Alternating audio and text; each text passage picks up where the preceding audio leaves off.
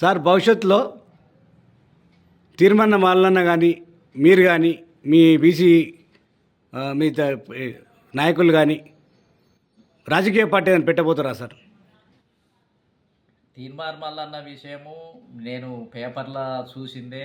అతను స్పష్టంగా కాంగ్రెస్ పార్టీ నుంచి బయటకైతే రావటం జరిగింది. ఇంకా ఏ పార్టీ కూడా పోయే వాతావరణం అయితే కనిపించడం లేదు.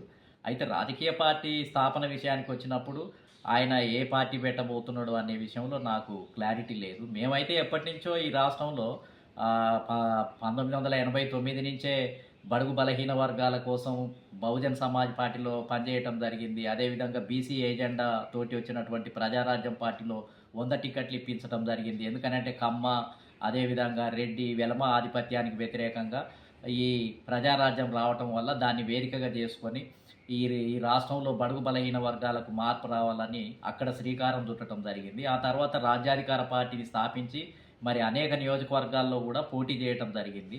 ఆ విధంగా రాజ్యాధికార పార్టీ ఇంకా కొన్ని కూటమిలు అంటే చిన్న చిన్న పార్టీ, ఇండియన్ ప్రజా కాంగ్రెస్ పార్టీ, సోషలిస్ట్ పార్టీ, ఇంకా అనేక పార్టీలతో కలిపి ఒక కూటమిని అంటే నేషనల్ పొలిటికల్ జస్టిస్ ఫ్రంట్ అనేది ఈ మధ్యన ఢిల్లీలో ఏర్పాటు చేయడం జరిగింది. దాని ద్వారా ఈ బహుజన దృక్పథం కలిగినటువంటి పార్టీలతోటి మేము కూటమిగా ఏర్పాటు చేసి ఎన్నికలలో పోటీ చేస్తున్నాము.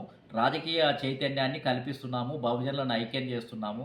అదేవిధంగా ఈ కాంగ్రెసు, బీజేపీ, బీఆర్ఎస్ 3 పార్టీలకు ప్రత్యామ్నాయంగా ఒక రాజకీయ శక్తితోటి మేము గత అనేక సంవత్సరాల నుంచి మేము పనిచేస్తున్నాం. మేము ఇదే లైన్లో ఉన్నాం. ఇప్పుడు రావాల్సిందల్లా తీర్మార్ మల్లన్న ఈ లైన్లకు వస్తాడా, ఆయన ఏమైనా కొత్తగా పార్టీ పెట్టుకుంటున్నాడా, ఎవరెవరితోటి కలవటానికి ప్రయత్నాలు జరుగుతున్నాయి, తీర్మార్ మల్లన్న స్వతహాగా పార్టీ పెట్టుకుంటే ఆ పార్టీ మేము ఏమైనా కలిసి ఒక కూటమిలో పనిచేయడానికి అవకాశం ఉందా, ఇవన్నీ భవిష్యత్తులో ఊహించాల్సిందే. కానీ ఇప్పటి వరకైతే తీర్మార్ మల్లన్న ఒక డైనమిక్గా మాట్లాడుతున్నాడు, బీసీల గురించి మాట్లాడుతున్నాడు, కాంగ్రెసు అదేవిధంగా మోసం చేసిన పార్టీలకు వ్యతిరేకంగా మాట్లాడుతున్నాడు. కాబట్టి ఒక మంచి ఉద్దేశంతో పనిచేస్తున్నాడు అనేది మా అభిప్రాయము. ఆయన ఒక పార్టీ పెట్టి ఆయన ఒక పార్టీని స్థాపించుకొని వస్తే మేము అతనితో కలిసి పనిచేయడానికి, ఎందుకంటే ఈ రాష్ట్రంలో 2028లో 153 స్థానాలు అసెంబ్లీ స్థానాలు రాబోతున్నాయి. వీటిని కంబైన్డ్గా ఒక బలమైన కూటమి అంటే ఈ పార్టీలను ఓడించాలి అని అంటే కలిసి వచ్చే భావసారూప్యత కలిగినటువంటి మేధావి వర్గము, నాయకులు, పార్టీలు అన్నీ కలిసి 153 స్థానాలకు పోటీ చేయాల్సినటువంటి అవసరం ఉంది.